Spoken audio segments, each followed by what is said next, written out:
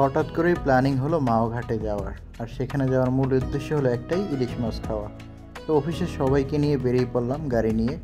তো গাড়িতে যাওয়ার সময় সবাই মিলেমিশে গান গাচ্ছিলাম। আর এখানে এসেই শুরু হলো মাছ রান্না। ইলিশের সাথে বেগুন না হলে রেসিপি তো জমেই না, তাই ইলিশের সাথে বেগুনও রান্না হচ্ছিল। এইদিকে সেই মাছ ভাজার ভিডিও ধারণ করতেছিল অফিসের কলিগ অন্তর সরকার এবং হাবিব ভাই। এদিকে মাহাদি স্যার খুব সুন্দরভাবে মাছ রান্নার রেসিপির তদারকি করতেছিল, যেন কোনো দিকেই কোনো কমতি না থাকে। আর এই ফাঁকে আমি চারদিকটা একটু ঘুরে দেখছিলাম, সাথে একটু ভিডিও করে নিলাম। তো শেষ হওয়ার পর সবাই মিলে খেলাম এবং বেশ এনজয় করলাম মাওয়া ঘাটে। এরপরে আমরা আবার সেই বাসার উদ্দেশ্যে রওনা হলাম।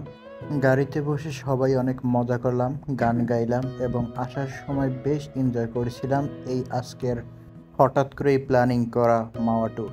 মাঝে মাঝে এমন ট্যুর হলে খারাপ হয় না। সো ভিডিওটা যারা দেখেছেন, যদি ভালো লাগে অবশ্যই লাইক, কমেন্ট অ্যান্ড শেয়ার করবেন। ধন্যবাদ সবাইকে।